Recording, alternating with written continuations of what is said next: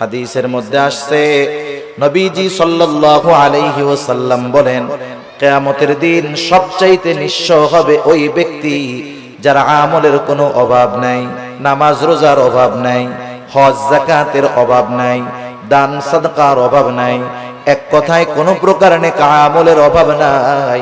দুনিয়াতে তার একটা সমস্যা ছিল, সে বান্দার হক নষ্ট করত। আল্লাহ তাআলা তাকে জান্নাতে যাওয়ার অনুমতি দেওয়ার পূর্বে তার ব্যাপারে আল্লাহ রাব্বুল আলামিনের দরবারে মানুষেরা অভিযোগ দায়ের করবে। লম্বা হাদিস, আমি শুধু সারমর্ম কথাগুলা বলতেছি। কিছু লোক তার বিরুদ্ধে আল্লাহ রাব্বুল আলামিনের কাছে অভিযোগ দায়ের করবে। লোকটা হয়তো বলবে, আল্লাহ, এই লোকটা দুনিয়াতে আমার হক নষ্ট করেছিল। কেউ বলবে আমার সম্পদ দখল দিয়েছিল, কেউ বলবে আমাকে কষ্ট দিয়েছিল। এক কথায় আমার হক নষ্ট করেছিল। আল্লাহ, দুনিয়ার ভিতরে আমি দুর্বল থাকার কারণে আমি ন্যায় বিচার পাই নাই। দুনিয়াতে আমি মাজলুম ছিলাম। আল্লাহ, আজকের দিন আমি কি ন্যায় বিচার পাবো না? আল্লাহ রাব্বুল আলামিন তার অভিযোগ গ্রহণ করবে। এবার ওই পাহাড় পরিমাণ নেকের মালিককে বলা হবে, তোমার ব্যাপারে যে অভিযোগ দায়ের করা হলো সত্য নাকি? সে মিথ্যা কথা বলার কোনো উপায় নাই, স্বীকার যেতে সে বাধ্য। সে বলবে, হ্যাঁ, দুনিয়াতে আমি তার এই হক নষ্ট করেছি। আল্লাহ তাআলা বলবে, দাও, তার হকটা আদায় করে দাও। বলেন তো, দুনিয়াতে কেউ যদি কারো জমি জোর করে দখল দেয়, কিয়ামতের দিন জমি দেওয়ার কোনো অবস্থা আছে নাকি? এইবার লোকটা বলবে, আল্লাহ, এ তো দুনিয়া না, দুনিয়া না। দুনিয়া যদি হইতো আমি তার জমি, তার হক তাকে ফিরাইয়া দিতাম। এখন আমি কোথার থেকে দিব? এইবার অভিযোগকারী বলবে, আল্লাহ, ঠিক আছে, এটা তো দুনিয়া না। দুনিয়ায় আমার সম্পদ সে দখল দিয়েছিল, আজকে আমার সম্পদের প্রয়োজন নাই। সে আমার দুনিয়ার হকটা তার নেকির দ্বারা মিটায়া দে। এবার ওই পাহাড় পরিমাণ নেকের মালিক একটা মাত্র অপরাধ করত, বান্দার হক নষ্ট করছে। সে কি করবে? নেকির থেকে নিয়ে একজনের হক আদায় করবে। যারা মানুষের হক নষ্ট করে, এরা একজনের করে না, বহুজনের করে। ঠিক কিনা বলেন? বহুজনের করে। একের পর এক অভিযোগকারী আসবে আর সে হক আদায় করতে থাকবে। এক সময় পাহাড় পরিমাণ নেক শেষ হয়ে যাবে, কিন্তু অভিযোগকারীর সিরিয়াল এখনো বড় লম্বা। আল্লাহ তাআলা বলবে, তাদের হক আদায় করো। লোকটা বলবে, আল্লাহ, মানুষের হক আদায় করতে করতে আমার সব নেকি শেষ হয়ে গেছে। এইবার অভিযোগকারীরা বলবে, আল্লাহ, তার নেকি নাই, তাতে কি? আমাদের গুনাহগুলা নিয়ে আমাদের হক আদায় করে দিই। فأما الإنسان إذا ما ابتلاه ربه فأكرمه ونعمه। আল্লাহ রাব্বুল আলামিন বলেন, فأما الإنسان إذا ما ابتلاه ربه। মানুষকে যখন তার রব পরীক্ষা করার জন্য فأكرمه ونعمه, তাকে সম্মান দেয় আর সম্মান দেয়, সম্পদের মালিক বানায়া দেয়।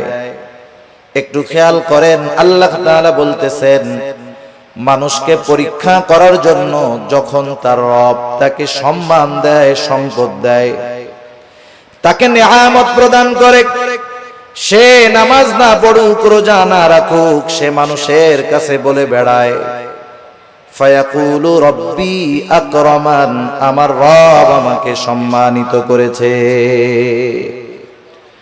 আল্লাহ তাআলা বললেন, আমি মানুষকে সম্মান, সম্পদ, নিয়ামত পরীক্ষা করার জন্য দেই। আর মানুষ এটাকে পরীক্ষা না মনে করে সে বলে আমার রব আমাকে সম্মানিত করেছেন। প্রথমত একটা জিনিস আমাদের ক্ষেত্রে ক্লিয়ার হওয়ার প্রয়োজন, আল্লাহ তাআলা শুধু অভাব, কষ্ট, দুরবস্থা দিয়ে মানুষের পরীক্ষা নেন, বিষয়টা এমন নয়, বরং সম্পদ, সম্মান দিয়েও আল্লাহ তাআলা পরীক্ষা নেয়। যদি এমনটা হতো, সম্মান, সম্পদ মানুষের আল্লাহ তাআলার ভালোবাসার মাপকাঠি, যে যাকে আল্লাহ রাব্বুল আলামিন বেশি ভালোবাসেন তাকে মনে হয় আল্লাহ তাআলা বেশি সম্পদ দেন, বিষয়টা যদি এমন হতো, বলেন তো দুনিয়ার মধ্যে আল্লাহ তাআলার সর্বাধিক প্রিয় বান্দাদের তালিকায় কারুনের নামটা হয়ে যাইত। কারুন তো পৃথিবীর অন্যতম বড় এক ধনী ছিল। বলেন তো আপনারা সহজেই জবাব দিতে পারবেন কারুনকে আল্লাহ তাআলা ভালোবাসে নাকি? একটু জোরে বলেন না, বাসে? কারুনকে আল্লাহ তাআলা ভালোবাসে না, বরং কারুন নামটা মানুষের কাছে এত ঘৃণিত, এত অপছন্দের। দুনিয়ার কোন মানুষের যদি সন্তান হয়, সে যত গরিব হোক, তাকে যদি বলা হয় তোমাকে মাসে 1000 করে বেতন দেওয়া হবে, টাকা দেওয়া হবে, ছেলের নামটা তুমি কারুন রাখো, আপনারা কেউ রাখবেন? আপনি বলবেন আরে দিন মজুর দিয়া খাইতা ঠিক, কারুন আমার পোলার নাম, মইরা গেলেও রাখবো না। এই কারুনকে কত সম্পদ আল্লাহ তাআলা দিয়েছেন, এই সম্পদ ছিল তার জন্য পরীক্ষা। সম্পদের মালিক কারুন যখন হযরত মূসা আলাইহিস সালাম কারুনকে বলল, কারুন তুমি তোমার সম্পদের যাকাত দাও। কারুন যাকাত দিতে অস্বীকৃতি জ্ঞাপন করলো। শুধু তাই না, সে মূসা আলাইহিস সালামকে অপমান অপদস্থ করার জন্য, অপবাদ দেওয়ার জন্য একজন খারাপ মহিলাকে সে ভাড়া করলো। শিখায় দিল তুমি মানুষের সামনে বলবা মূসা আলাইহিস সালাম আমার সাথে জিনা করেছে, অপকর্মে লিপ্ত হয়েছে। এইবার যখন কারুন ষড়যন্ত্র চক্রান্ত করলো, আল্লাহ তাআলা বরদাস্ত করলেন না। এই কারুন যখন সম্পদের মালিক হয়, তখন কারুনের বন্ধুরা আল্লাহ তাআলার কাছে বলতো, আল্লাহ আপনি মনে হয় কারুনকেই শুধু ভালোবাসেন, আমাদেরকে ভালোবাসেন না। আমাদের সমাজেও এমন আছে, 5 বন্ধু একসাথে লেখাপড়া করেছে, একসাথে কর্মজীবন শুরু করেছে, একজন অনেক ধনী আর 4 জন গরিব। তারা আফসোস করে আর বলে দেখ আল্লাহ তাআলা ওকে ভালোবাসে, সব নেয়ামত আল্লাহ তাআলা ওকেই দিয়ে দিতেছে। কারুনের বন্ধুরাও বলতো, আল্লাহ আপনি মনে হয় কারুনকে বেশি ভালোবাসেন, এই জন্য এত সম্পদের মালিক বানায় দিচ্ছেন। কারুন যখন মূসা আলাইহিস সালামের অবাধ্য হলো, মূসা আলাইহিস সালামকে যখন অপবাদ দেওয়ার প্রচেষ্টা করলো, আল্লাহ তাআলা কারুনের উপরে গজব দিয়ে দিলেন। কারুন তার সম্পদ সহ জমিনে ডাবতে শুরু করলো।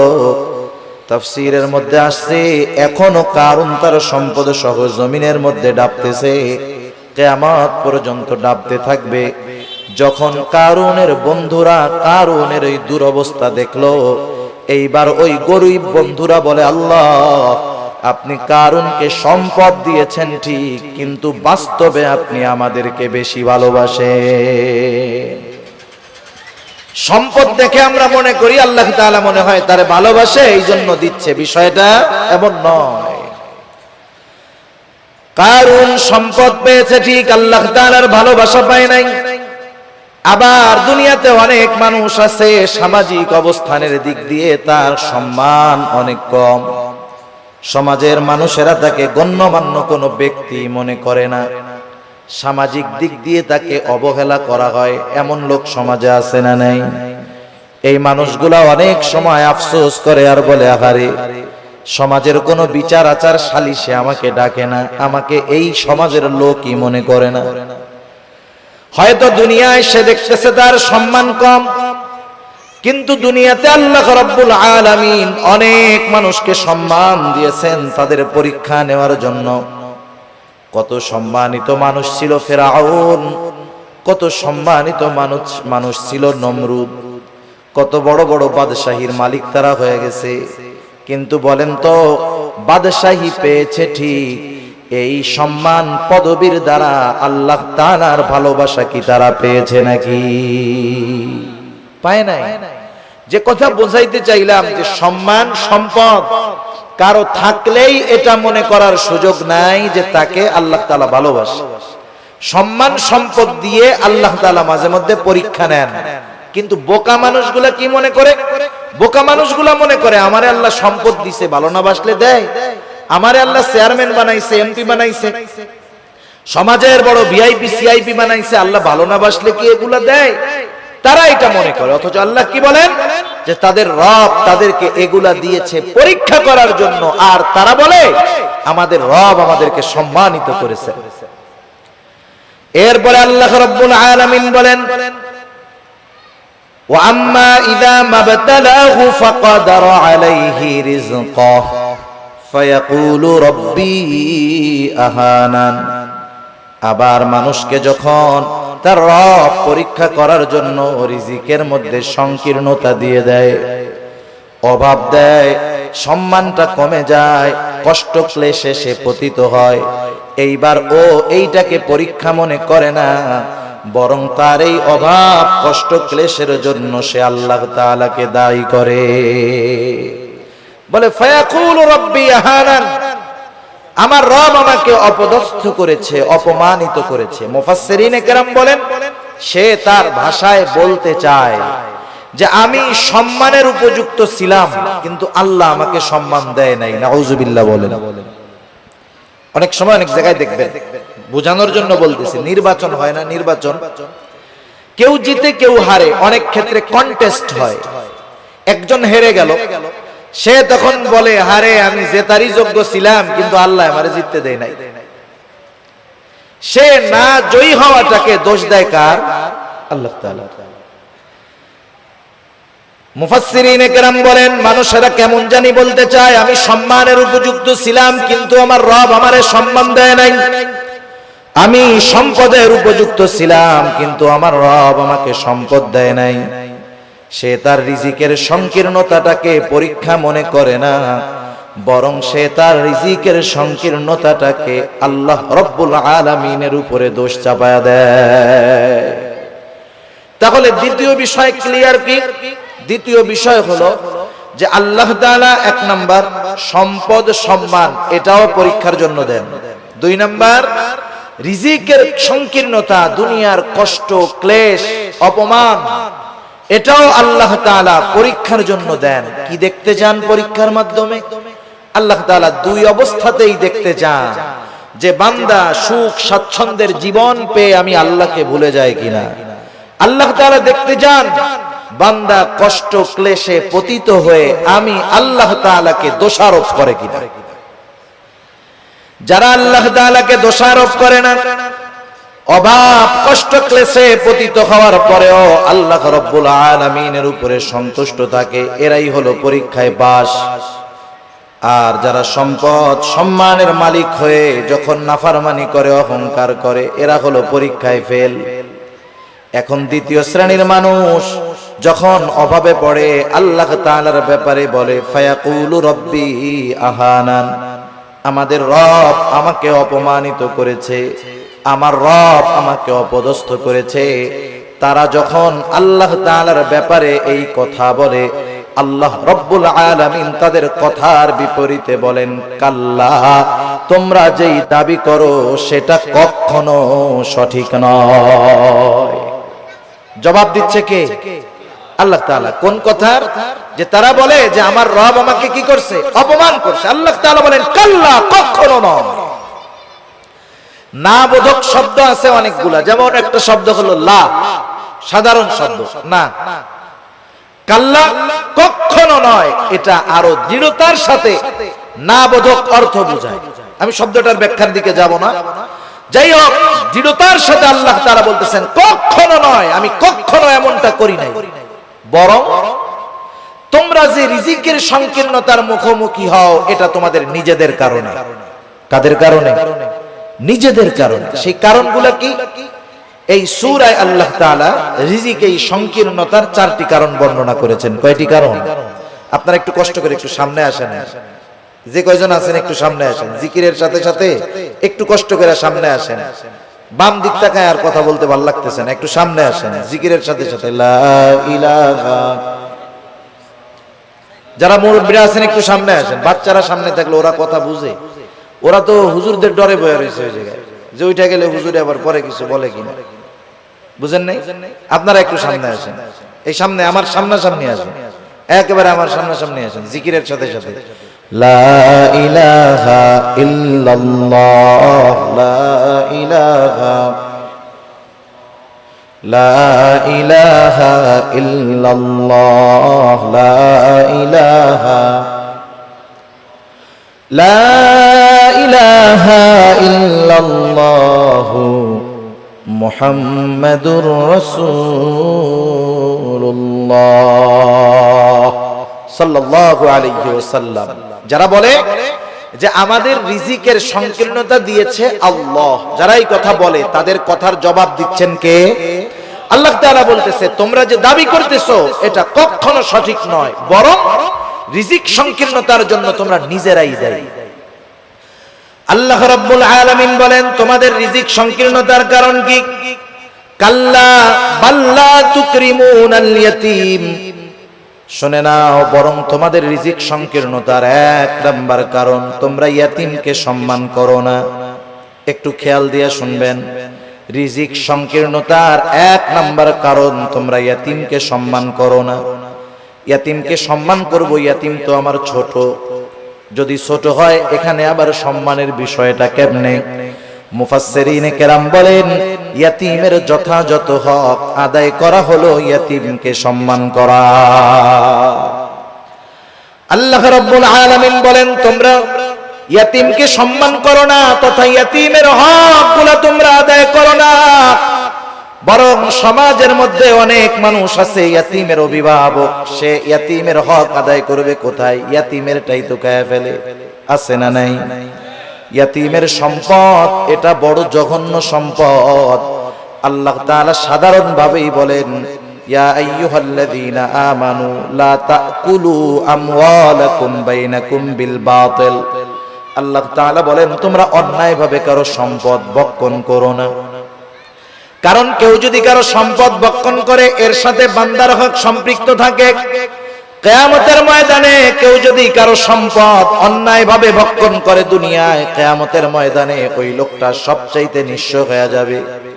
হাদিসের মধ্যে আসছে নবীজি সাল্লাল্লাহু আলাইহি ওয়াসাল্লাম বলেন কিয়ামতের দিন সবচাইতে নিঃস্ব হবে ওই ব্যক্তি যার আমলের কোনো অভাব নাই, নামাজ রোজার অভাব নাই, হজ যাকাতের অভাব নাই, দান সাদকার অভাব নাই, এক কথায় কোনো প্রকার নেক আমলের অভাব নাই। দুনিয়াতে তার একটা সমস্যা ছিল, সে বান্দার হক নষ্ট করত। পাহাড় পরিমাণ আমল নিয়ে বান্দার হক নষ্টকারী কিয়ামতের ময়দানে আল্লাহর সামনে উঠবে। ও নেকের পাহাড় দেখে চিন্তা করবে ওর জান্নাতে যাওয়া কে ঠেকায় আছে। আল্লাহ তাআলা তাকে জান্নাতে যাওয়ার অনুমতি দেওয়ার পূর্বে তার ব্যাপারে আল্লাহ রাব্বুল আলামিনের দরবারে মানুষেরা অভিযোগ দায়ের করবে। লম্বা হাদিস, আমি শুধু সারমর্ম কথাগুলা বলতেছি। কিছু লোক তার বিরুদ্ধে আল্লাহ রাব্বুল আলামিনের কাছে অভিযোগ দায়ের করবে। লোকটা হয়তো বলবে আল্লাহ এই লোকটা দুনিয়াতে আমার হক নষ্ট করেছিল, কেউ বলবে আমার সম্পদ দখল দিয়েছিল, কেউ বলবে আমাকে কষ্ট দিয়েছিল, এক কথায় আমার হক নষ্ট করেছিল। আল্লাহ দুনিয়ার ভিতরে আমি দুর্বল থাকার কারণে আমি ন্যায় বিচার পাই নাই, দুনিয়াতে আমি মাজলুম ছিলাম। আল্লাহ আজকের দিন আমি কি ন্যায় বিচার পাবো না? বরং আল্লাহ রাব্বুল আলামিন তো সেই দিন ন্যায় বিচার কায়েম করবে, ইনসাফের আদালত আল্লাহ তাআলা প্রতিষ্ঠা করবে। আল্লাহ রাব্বুল আলামিন বলেন ওয়ানাযাউল মাওয়াজিনাল কিসতা লিয়াউমিল কিয়ামাতি ফালা তুযলামু নাফসুন শাইআ। আল্লাহ রাব্বুল আলামিন বলেন আমি কিয়ামতের দিন ইনসাফের আদালত কায়েম করব। ওয়ানাযাউল মাওয়াজিনাল কিসতা লিয়াউমিল কিয়ামাহ, এমন ইনসাফ ওয়ালা আদালত আল্লাহ তাআলা বলেন ফালা তুযলামু নাফসুন শাইআ, সেই দিন কারো উপরে সামান্যতম কোনো জুলুম করা হবে না, বরং কি হবে ওয়া ইন কানা মিসকালা হাববাতিন মিন খারদালিন আতাইনা বিহা, কেউ যদি দুনিয়াতে কোনো সরিষা দানা পরিমাণ কোনো আমল করে থাকে আল্লাহ রাব্বুল আলামিন বলেন আতাইনা বিহা, ওই আমল সহকারে আমি আল্লাহ তাকে হাজির করব। দুনিয়াতে সরিষা দানা পরিমাণ আমল যদি কেউ করে সেই সরিষা দানা পরিমাণ আমল সহ তাকে হাজির করা হবে। শুধু হাজির করবে আল্লাহ তাআলা তা না, বরং আল্লাহ সুবহানাহু ওয়া তাআলা ওই আমলের হিসাব নেবেন। সুবহানাল্লাহ। মোট কথা সেই দিন আল্লাহ তাআলা ন্যায় বিচার করবে। লোকটা এবার আল্লাহ তাআলার কাছে অভিযোগ দায়ের করবে, আল্লাহ রাব্বুল আলামিন তার অভিযোগ গ্রহণ করবে। এবার ওই পাহাড় পরিমাণ নেকের মালিককে বলা হবে, তোমার ব্যাপারে যে অভিযোগ দায়ের করা হলো সত্য নাকি? সে মিথ্যা কথা বলার কোনো উপায় নাই, স্বীকার যেতে সে বাধ্য। সে বলবে, হ্যাঁ, দুনিয়াতে আমি তার এই হক নষ্ট করেছি। আল্লাহ তাআলা বলবে, দাও, তার হকটা আদায় করে দাও। বলেন তো, দুনিয়াতে কেউ যদি কারো জমি জোর করে দখল দেয়, কিয়ামতের দিন জমি দেওয়ার কোনো অবস্থা আছে নাকি? এইবার লোকটা বলবে, আল্লাহ, এ তো দুনিয়া না, দুনিয়া না। দুনিয়া যদি হইতো আমি তার জমি, তার হক তাকে ফিরাইয়া দিতাম, এখন আমি কোথার থেকে দিব? এইবার অভিযোগকারী বলবে, আল্লাহ, ঠিক আছে, এটা তো দুনিয়া না। দুনিয়ায় আমার সম্পদ সে দখল দিয়েছিল, আজকে আমার সম্পদের প্রয়োজন নাই, সে আমার দুনিয়ার হকটা তার নেকির দ্বারা মিটায়া দে। এবার ওই পাহাড় পরিমাণ নেকের মালিক একটা মাত্র অপরাধ করতো, বান্দার হক নষ্ট করছে, সে কি করবে? নেকির থেকে নিয়ে এক একজনের হক আদায় করবে। যারা মানুষের হক নষ্ট করে, এরা একজনের করে না, বহুজনের করে, ঠিক কিনা বলেন? বহুজনের করে। একের পর এক অভিযোগকারী আসবে আর সে হক আদায় করতে থাকবে। এক সময় পাহাড় পরিমাণ নেক শেষ হয়ে যাবে, কিন্তু অভিযোগকারীর সিরিয়াল এখনো বড় লম্বা। আল্লাহ তাআলা বলবে, তাদের হক আদায় করো। লোকটা বলবে, আল্লাহ, মানুষের হক আদায় করতে করতে আমার সব নেকি শেষ হয়ে গেছে। এইবার অভিযোগকারীরা বলবে, আল্লাহ, তার নেকি নাই, তাতে কি? আমাদের গুনাহগুলা নিয়ে আমাদের হক আদায় করে দিই। এইবার সে মানুষের হক আদায় করতে করতে পাহাড় পরিমাণ গুনার মালিক হয়ে যাবে।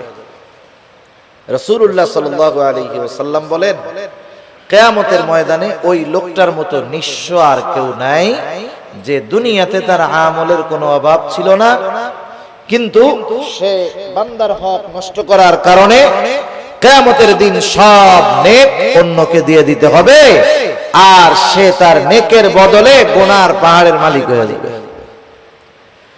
ইয়াতীমের হক যারা নষ্ট করে, সাধারণত ভাবে এক নম্বরে তারা মানুষের হক নষ্টকারী হয়।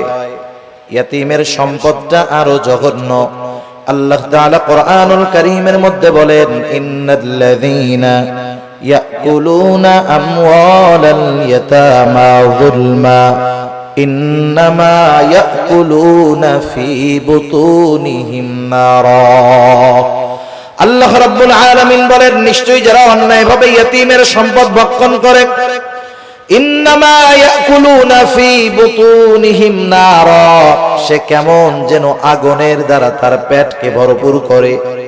আপনারা একটু জবাব দিবেন, বলেন তো, আগুনের স্থান জান্নাত নাকি জাহান্নাম? নিঃসন্দেহে জাহান্নাম।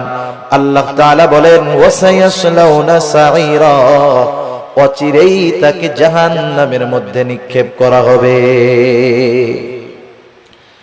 সেজন্য ইয়াতীমের অসম্মান মানে ইয়াতীমের সম্পদ দখল দেওয়া, ইয়াতীমের সম্পদ ভক্ষণ করা।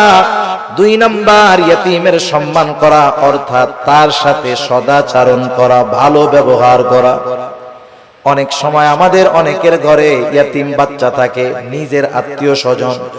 অনেক সময় এমন হয়, আপন চাচার ঘরে ভাইয়ের ছেলে ইয়াতীম, মা বাবা মারা গেছে, ছোট বাচ্চা ইয়াতীম। আপন চাচা ওই ইয়াতীমের সাথে খারাপ আচরণ করে, খারাপ ব্যবহার করে, বরং ছলে বলে কলে কৌশলে সে যদি পারে। একজনের সম্পদ আছে, ইয়াতীম, সে সম্পদের মুখাপেক্ষী না, কিন্তু তার তো মা বাবা নাই, সে একটু স্নেহ মোহাব্বত ভালোবাসার মুখাপেক্ষী, ঠিক কিনা বলেন? ইয়াতীম হইলেই যে তারে খাওয়াইতে হয় সব, বিষয়টা এমন না। বরং সমাজে অনেক ধনী ইয়াতীম আছে, সে একটু মানুষের ভালো আচরণ, একটু মোহাব্বত ভালোবাসার আশা করে। তার সাথে যদি কেউ খারাপ আচরণ করে, ইয়াতীম বাচ্চার অন্তরের মধ্যে আঘাত লাগে, আরে আমার আব্বু যদি বেঁচে থাকতো তাইলে আমার সাথে কেউ এমন খারাপ আচরণ করতো না। আমার আম্মু যদি বেঁচে থাকতো তাহলে আমার আম্মু ওই আমার আরেক ভাইয়ের আম্মুর মতো আমাকেও মহব্বত করতো। এই ব্যথাগুলা অনেক ইয়তীমের অন্তরে থাকে, যদিও সে সম্পদওয়ালা। সেজন্য ইয়তীম ধনী হোক আর গরিব হোক, আমাদের উচিত ইয়তীমদের সাথে সদাচরণ করা, স্নেহময় ব্যবহার করা। আর যদি ইয়তীম গরিব হয়, তাকে খাদ্য সহায়তা দিয়ে সাহায্য করা। আমার আপনার যদি অ্যাবিলিটি থাকে, আমি আপনি যদি কোনো ইয়তীমের অভিভাবক হতে পারি, তার পোশাক, লেখাপড়া, খাবার দাবার, মৌলিক চাহিদা পূরণের ব্যবস্থা করতে পারি, একজন ইয়তীমের অভিভাবকত্ব যদি আমি গ্রহণ করতে পারি, অসম্ভব নয়। আপনি 5 জন 7 জন মানুষকে চালান, এর সাথে আরেকজন মানুষকে তার মৌলিক চাহিদা পূরণের জন্য সাথে রাখলে সেটা অসম্ভব নয়। কেউ যদি কোনো ইয়তীমের দায়িত্বভার গ্রহণ করতে পারে, ইয়তীমকে লেখাপড়া শেখাতে পারে, ইয়তীমের অভিভাবক হতে পারে, নবীজি সাল্লাল্লাহু আলাইহি ওয়াসাল্লাম বলেন, আনা ওয়া কাফিলুল ইয়তীম কাহাতাইনি ফিল জান্নাহ। নবীজি সাল্লাল্লাহু আলাইহি ওয়াসাল্লাম বলেন, আমি আর ইয়তীমের অভিভাবক জান্নাতের মধ্যে এমন করে পাশাপাশি অবস্থান করব। 2 আঙ্গুলের ইশারা দিয়ে নবীজি বুঝায়া দিলেন, এই 2টা আঙ্গুল যেমন পাশাপাশি অবস্থান করে, ইয়তীমের অভিভাবক আর নবীজি সাল্লাল্লাহু আলাইহি ওয়াসাল্লাম এমন ভাবে পাশাপাশি অবস্থান করবে। তাহলে ইয়তীমের সম্মানের তৃতীয় অর্থ যে যদি পারা যায়, তাহলে ইয়তীমের অভিভাবকত্বের দায়িত্ব গ্রহণ করা। আপনি আমি পুরাটা পারি না, মাসে 500 টাকা দিয়ে একটা ইয়তীমের খরচ বহন করতে পারি, বছরে 1000 টাকা দিয়ে পারি যে এটা আমি শুধুমাত্র ইয়তীমদের জন্য দিলাম। আবার দেখেন, একদিন এক সাহাবী রাসূলুল্লাহ সাল্লাল্লাহু আলাইহি ওয়াসাল্লামের কাছে আসছে। আসার পরে বলতেছে, ইয়া রাসূলুল্লাহ, আমার হৃদয়টা বড় কঠোর, হৃদয়টা বড় শক্ত, আমি আমার এই শক্ত হৃদয়টাকে কেমন করে নরম বানাতে পারি, আমাকে একটু আমল শিখায় দেন। নবীজি সাল্লাল্লাহু আলাইহি ওয়াসাল্লাম বললেন, শোনো কি করবা। নবীজি বললেন, আমসিহ রাসাল ইয়াতীম ওয়া আতঈমিল মিসকিন, তুমি ইয়তীমের মাথায় বেশি বেশি হাত বুলায় দাও আর মিসকিনদেরকে বেশি বেশি খানা খাওয়াও। ইয়তীমের মাথায় হাত বুলায় দিলে মানুষের অন্তর কোমল হয়, নরম হয়। শক্ত হৃদয়, কঠিন হৃদয় নরম হয়ে যায়। সাহাবায়ে কেরাম তারা এসে বলতেছে, নবীজি আমাদের অন্তর নরম হয়ে গেছে, একটু আমল বলে দেন যেটা করলে দিলটা নরম হবে। নবীজি কি বললেন? ইয়তীমের মাথায় হাত বুলায় দাও। সেজন্য ইয়তীমকে সম্মান করা তথা ইয়তীমের হক আদায় করা, ইয়তীমের সাথে সদাচরণ করা, ভালো ব্যবহার করা, ইয়তীমের সম্পদ ভক্ষণ না করা, যারা এই কাজগুলা করবে তারা জীবনে যে কোনো একটা পর্যায়ে রিজিকের সংকীর্ণতার মুখোমুখি হবে। তাহলে রিজিক সংকীর্ণতার 4 কারণের প্রথম কারণ হলো আল্লাহ তাআলা বলেন, তোমরা ইয়তীমদেরকে সম্মান করো না তথা ইয়তীমের হক তোমরা আদায় করো না। 2 নাম্বার, আল্লাহ রাব্বুল আলামিন বলেন, ওয়ালা তাহাদ্দুনা আলা তুআমিল মিসকিন, তোমরা মিসকিনদেরকে খানা দাও না। ব্যাখ্যা হলো, তোমরা শুধু খানা নিজে দাও না তা না, নিজেও দাও না, অপরকে খানা দিতেও অনুৎসাহিত করো, নিরুৎসাহিত করো। নিজেও দেয় না, আরেকজনকেও দিতে দেয় না। অনেক সময় আপনি দোকানে বসে আছেন, একজন গরিব মানুষ আসছে আপনার কাছে কিছু চাইতে, সে কোথা থেকে আসছে, কি করবে না করবে সেটা ভিন্ন কথা, তার অবস্থা দৃষ্টিগোচর হচ্ছে সে বড় অভাবী, দরিদ্র, কষ্টে আছে। সে আইসা বলতেছে, আমার একটু কলা রুটি কিনা দেন খাই, অথবা 10টা টাকা দেন। আপনি যদি তাকে না দেন গুনাহ হবে না। কিন্তু আমাদের সমাজের কিছু মানুষ আছে, প্রথমে নিজে দেয় না, বলে ওদিক যা ওদিক যা। পাশের থেকে বন্ধু যদি দিতে চায়, 10 টাকা বাহির করছে, বলে ওরে না দিয়ে আমার একটা বিড়ি খাওয়া কাজে লাগবে। আছে না নাই এরকম? নিজেও দিল না, আরেকজনকেও দিতে দিল না। এই খাসলাত ছিল আবু জেহেলের। কার ছিল বলেন না? আবু জেহেলের। ইয়তীমদের সাথে খারাপ আচরণ করত, এই খাসলাত ছিল আবু জেহেলের। মিসকিনদেরকে খানা দিত না, এই খাসলাত ছিল আবু জেহেলের। আর মিসকিনদেরকে খানা না খাওয়ানো, এটা জাহান্নামীদের জাহান্নামে যাওয়ার অন্যতম কারণ। যখন জান্নাতি ও জাহান্নামীদের মধ্যে কথোপকথন হবে, জান্নাতীরা জাহান্নামীদেরকে জিজ্ঞাসা করবে, মা সালাকাকুম ফি সাকার, কোন জিনিস তোমাদেরকে জাহান্নামের মধ্যে আনলো? এইবার জাহান্নামীরা বলবে, ক্বালু লাম নাকু মিনাল মুসাল্লিন ওয়া লাম নাকু নুতঈমুল মিসকিন। জাহান্নামীরা জাহান্নামে যাওয়ার যেই কারণগুলো বর্ণনা করবে কোরআনুল কারীমের মধ্যে আল্লাহ তাআলা জানায় দিয়েছেন। এখন প্রশ্ন হইতে পারে, সময় তো কম, প্রশ্ন হতে পারে যে জান্নাত জাহান্নাম কিছুই তো হইল না, তাইলে জান্নাতীরা প্রশ্ন করলো, জাহান্নামীরা জবাব দিল কেমনে? বুঝেন নাই কথা? সময়টা তিন ভাগে বিভক্ত। সময় কয় ভাগে বিভক্ত? একটা অতীত, একটা বর্তমান, আর একটা কি ভবিষ্যৎ। এটা মানুষের কাছে, আমাদের কাছে সময় তিন ভাগে বিভক্ত, অতীত, বর্তমান, ভবিষ্যৎ। আর আল্লাহ তাআলার কাছে সময় একটাই, সেটা হলো প্রেজেন্ট। সব কিছু বর্তমান, কি হয়েছে, হচ্ছে, হবে, সব আল্লাহ তাআলার ইলমের মধ্যে আছে, সব হাজির, সব প্রেজেন্ট আল্লাহ তাআলার কাছে।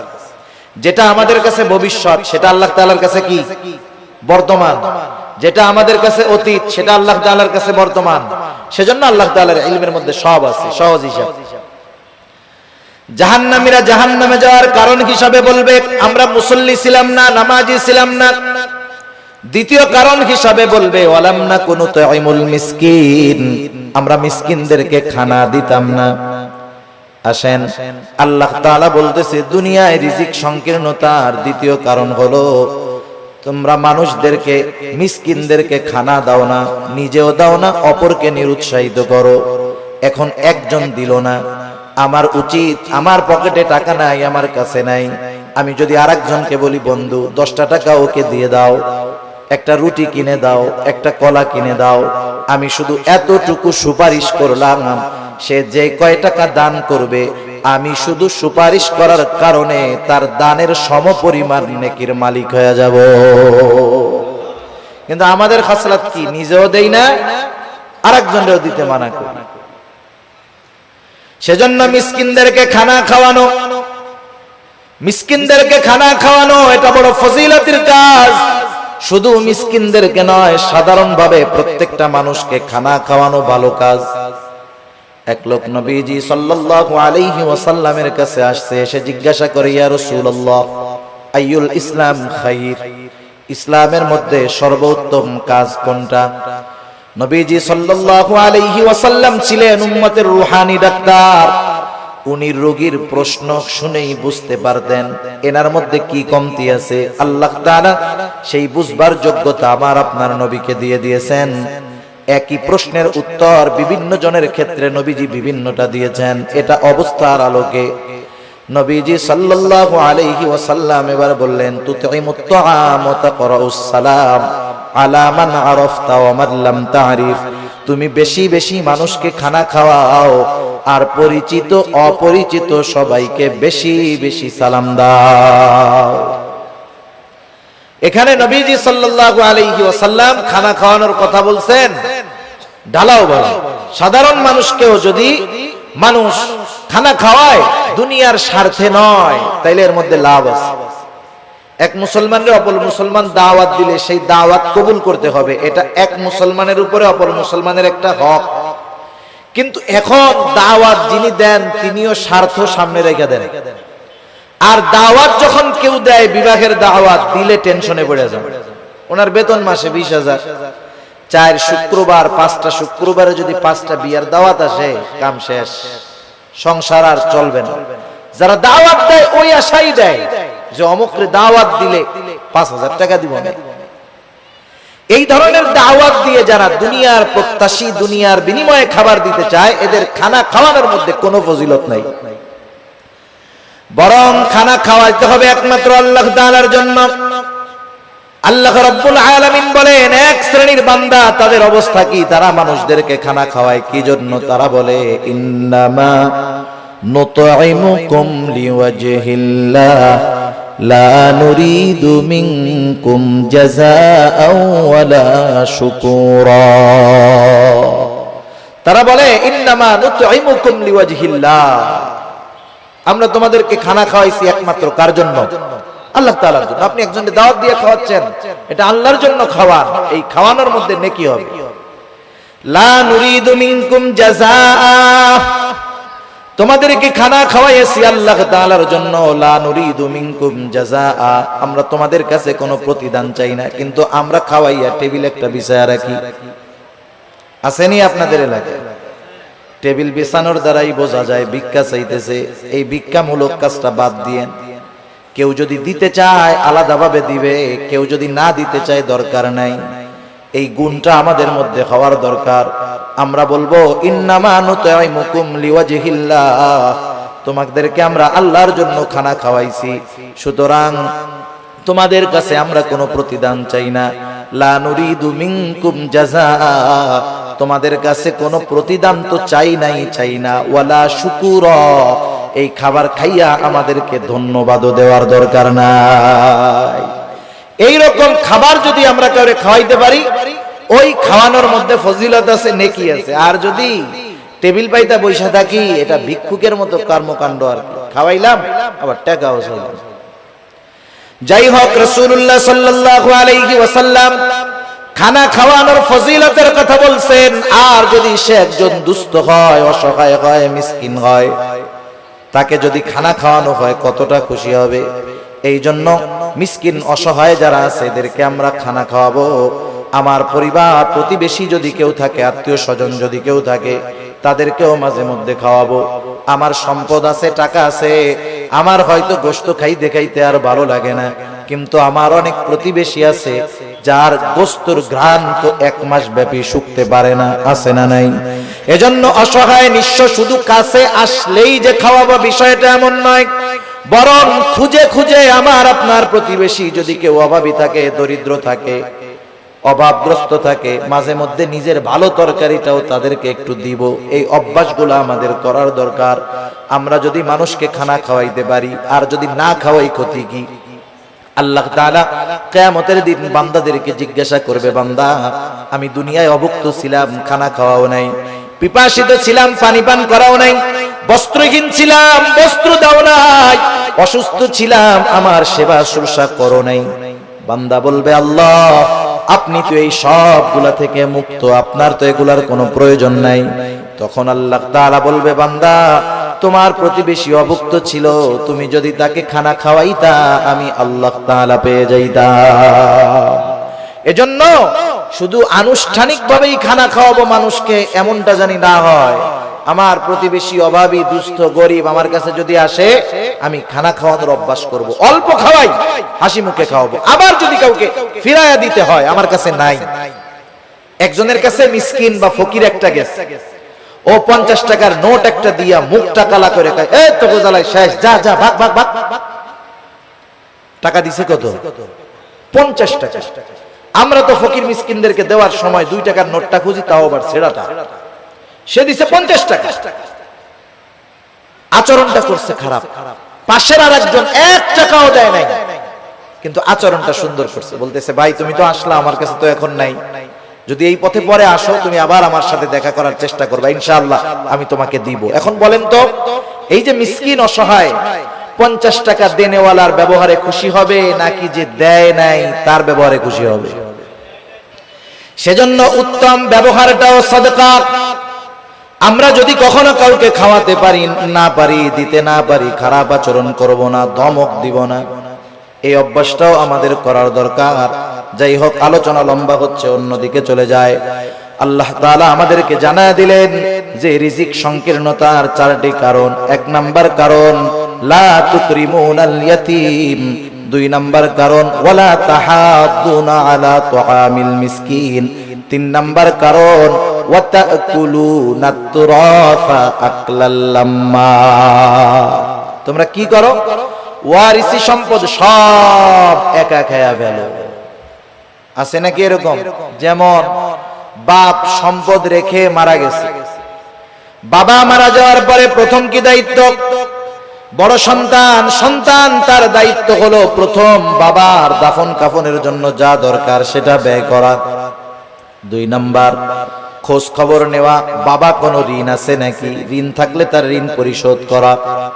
3 নাম্বার, এইবার যেই সম্পদ অবশিষ্ট আছে, বাবা যদি কোনো ওসিয়ত করে থাকে আর ওই ওসিয়তটা যদি ওই সম্পদের 3 ভাগের 1 ভাগ বা তার কম হয়, বেশি নয়, কোন মানুষ যদি তার মূল সম্পদের 3 ভাগের 1 ভাগের বেশি পরিমাণ ওসিয়ত করে, অর্ধেক করে, তাহলে এই ওসিয়ত মানতে সন্তানেরা বাধ্য নয়। কিন্তু ঋণ পরিশোধের পরে যেই সম্পদ থাকবে তার ওসিয়তটা যদি 3 ভাগের 1 ভাগ বা তার কম হয়, এই ওসিয়তটা পূরণ করতে হবে। এরপরে যেই সম্পদ অবশিষ্ট থাকবে, অভিভাবক বড় হিসাবে বড় ভাইয়ের দায়িত্ব হলো যথাযথভাবে সব ওয়ারিসদের মাঝে বাবার সম্পদগুলো বন্টন করে দেওয়া। কিন্তু আফসোস, এই দায়িত্ব অধিকাংশ ক্ষেত্রে আমাদের দেশের ভাইরা পালন করে না, বরং বিলম্ব করতে থাকে। অনেক ক্ষেত্রে অন্যান্য ওয়ারিসদেরকে তারা ছলে বলে কলে কৌশলে সম্পদ বঞ্চিত করে দেয়। আছে না? আছে। বোনের হক আছে, সম্পদ বন্টন হয় নাই, 10 বছর ধরে বাবা মারা যাওয়ার পরে ভাই খাইছে সব, দোকান ভাড়া, বাসা ভাড়া, জমির ফসল, গাছের ফল সব খাইছে। বোন মাঝে মধ্যে আসছে, 1 ব্যাগ আম 2টা কাঁঠাল দিয়া পাঠায় দিছে, আবার বলতেছে আইসো। কিন্তু আবার 10 বছর পরে 2 বোন আইসা বলতেছে, ভাই 10 বছর তো দোকান ভাড়া, গাছের ফল, জমির ফসল সব একা খাইছো, কোনো দাবি নাই, এখন আমাদের হকটা আমাদেরকে বুঝায়া দাও। আর যদি তুমি রাখতে চাও, এই সম্পদের ন্যায্য মূল্য আমাদেরকে দিয়ে দাও। বলেন তো, 10 বছর পরে বোন এসে ভাইদের কাছে যদি তার হক বুঝতে চায়, ভাই খুব খুশি মনে দিয়ে দিবে, তাই না? মুখটা পুইড়া একেবারে কালা হয়ে যাবে। সম্পদ দিয়ে দিবে, দিতে তো বাধ্য, বোনরা নিয়ে যাবে, তখন বলবে গেলি সম্পর্ক শেষ কইরা গেলি। এই যে কথার দ্বারা কি বুঝতেছেন? ভাই চাইছিল ওই সম্পদগুলো সব একা খাওয়ার জন্য, বোনরা জানি এই সম্পদ না চায়, সে সেটা চেয়েছিল। এই ধরনের চাহিদা আমাদের কারো মধ্যে যদি থাকে, যদি চিন্তা করি যে আমি 1 ভাই 5টা বোন আছে, সম্পদ যদি বন্টন হয়ে যায় আমার সম্পদে কমতি পড়ে যাবে, আমার সন্তানেরা সম্পদ কম ভাগে পাবে, ও যদি চিন্তা করে ওই সম্পদ তার সম্পদে প্রবৃদ্ধি দিবে, ভুল, বরং আল্লাহ তাআলা এমন বিমার দিবে সব সম্পদ শেষ হয়ে যাবে। ঠিক কিনা বলেন? এরকম বহুত মানুষ আমরা দেখছি, মানুষের হক নষ্ট করে সম্পদের পাহাড় বানায় ফেলছে। আল্লাহ তাআলা রিজিকের দরজা ক্লোজ করে দিয়েছে, ভোগ করতে পারে নাই, সম্পদ সব চিকিৎসা করতে করতে শেষ। সেজন্য ওয়ারিসি সম্পদ ভক্ষণ করার চেষ্টা করব না, এখানেও বান্দার হক আছে। সেজন্য নিজ দায়িত্বে ওয়ারিসদের সম্পদগুলা ফিরাইয়া দিব, খবরদার ঠকানোরও চেষ্টা করব না। অনেক সময় জমি আছে রাস্তার পাশে, 3 ভাগ করার সময় আমি রাস্তার পাশের টুকু নেই, এরপরে পেছনালারে দেই, এরপরে তারে দেই। বলেন তো, যেই জমির সাথে রাস্তা নাই, ওই জমির সাথে রাস্তা না থাকার কারণে যেই জমির সাথে রাস্তা আছে, ওই জমির পাশেও যদি জমিটা হয়, শুধু রাস্তা না থাকার কারণে ওই জমিটার দাম অর্ধেক হয়ে যায়। সেজন্য বন্টনের ক্ষেত্রে সিস্টেম মুআফিক করতে হবে, ঠকানো যাবে না কাউকে। আল্লাহ তাআলা বলেন, তোমাদের রিজিক সংকীর্ণতার 3য় কারণ ওয়াতাকুলুনাত তুরাসা আকলাল লাম্মা, ওয়ারিসি সম্পদ সব তোমরা একা ভক্ষণ করে ফেলো। 4 নম্বর আল্লাহ তাআলা বলেন ওয়াতুহিব্বুনাল মালা হুব্বান জাম্মা, মানুষ যে এই আকামগুলা করে, গুনাহগুলা করে, এর অন্যতম কারণ কি? মালের মহব্বত। কিসের মহব্বত? মালের মহব্বত, সম্পদের মহব্বত, দুনিয়ার মহব্বত। দুনিয়াতে সম্পদ উপার্জন করা মানা না। কেউ যদি মনে করে সম্পদ উপার্জন করা মানা, তাহলে সে ভুলের মধ্যে আছে। কিন্তু সব সম্পদ উপার্জন করতে গিয়ে আল্লাহ তাআলাকে যদি ভুলে যায়, এটাই হলো তার জন্য ক্ষতির কারণ। এজন্য আল্লাহ তাআলা বলেন, ইয়া আইয়ুহাল্লাযীনা আমানু লা তুলহিকুম আমওয়ালুকুম ওয়ালা আওলাদুকুম আন যিকরিল্লাহ। আল্লাহ তাআলা বলেন, হে ঈমানদারেরা, তোমাদের সন্তান সম্পদ তোমাদেরকে জানি আল্লাহ তাআলার জিকির থেকে গাফেল না বানায় দেয়। মনে রাখতে হবে, যেই সম্পদের কারণে আমি আল্লাহকে ভুলে যাই, যেই সম্পদ উপার্জন করার জন্য আমি নামাজ ছেড়ে দিয়েছি, রোজা ছেড়ে দিয়েছি, হারাম হালাল যাচাই বাছাই ছেড়ে দিয়েছি, মনে রাখতে হবে এই সম্পদ আমার জন্য কল্যাণ বয়ে আনবে না। যেই সন্তানের চিন্তায় আমি নামাজ রোজা বাদ দিয়ে তার ভবিষ্যতের কথা চিন্তা করে সম্পদের পাহাড় আমি গড়তেছি, এই সন্তান আমার জন্য কল্যাণ বয়ে আনবে না। এজন্য আল্লাহ তাআলা বলেন, বান্দা তুমি যদি সম্পদ সন্তানের কারণে আমি আল্লাহর জিকির থেকে গাফেল হয়ে যাও, এটা তোমার জন্য ক্ষতির কারণ। আল্লাহ তাআলা বলেন, ওয়া মান ইয়াফআল যালিকা ফাউলাইকা হুমুল খাসিরুন। ওই রকমটা যে করবে, তথা যে ব্যক্তি সম্পদ সন্তানের কারণে আল্লাহ তাআলাকে ভুলে যাবে, আল্লাহর বিধিনিষেধ ভুলে যাবে, দুনিয়ার মোহাব্বতে আল্লাহর বিধিনিষেধ ভুলে যাবে, আল্লাহ তাআলা বলেন ফাউলাইকা হুমুল খাসিরুন, তারা ক্ষতিগ্রস্ত। বলেন আল্লাহ তাআলা যাকে ক্ষতিগ্রস্ত বলেছে তাকে দুনিয়ার হুজুররা দোয়া কইরা জান্নাতে নিতে পারবে? 40 কুলখানি দিয়া তাকে জান্নাতে নেওয়া যাবে? যাবে না। এজন্য দুনিয়ার মোহাব্বত অন্তরে ঢুকাবো না। আমি দুনিয়া উপার্জন করব বৈধ পন্থায়, কিন্তু নামাজের সময় নামাজ, সঠিক সময়ে যাকাত, হজ ফরজ হলে হজ। এখন এই সম্পদ আমার জন্য তাহলে নেয়ামত হবে, কারণ আল্লাহ তাআলা সম্পদকে পরীক্ষাও বলেছেন, দুনিয়ার অলংকারও বলেছেন। আল্লাহ তাআলা এক জায়গায় বলেন, ইন্নামা আমওয়ালুকুম ওয়া আওলাদুকুম ফিতনাহ। আল্লাহ তাআলা বলেন, নিশ্চয়ই সম্পদ সন্তান এগুলো তোমাদের জন্য ফিতনা, পরীক্ষা। আবার আল্লাহ তাআলা আর এক জায়গায় বলেন, আল মালু ওয়াল বানুনা জিনাতুল হায়াতিদ দুনিয়া। আল্লাহ তাআলা বলেন, আল মালু ওয়াল বানুন, সম্পদ সন্তান এগুলা দুনিয়ার অলংকার। দুনিয়াতে যার সম্পদ নাই, সন্তান নাই, সে কেমন নিঃস্ব নিঃস্ব ভাব। কিন্তু যার সম্পদ আছে, সন্তান আছে, সাথে সাথে সে যদি দ্বীনের উপরে চলে, সে তো একজন সফল ব্যক্তি। সে সম্পদওয়ালা, মালদার, তবে দ্বীনদার। আর কিছু মানুষ আছে মালদার তবে দুনিয়াদার। আল্লাহ তাআলা আমাদের সবাইকে মালদার দ্বীনদার হওয়ার তৌফিক দান করুক। সকলে বলি আমিন।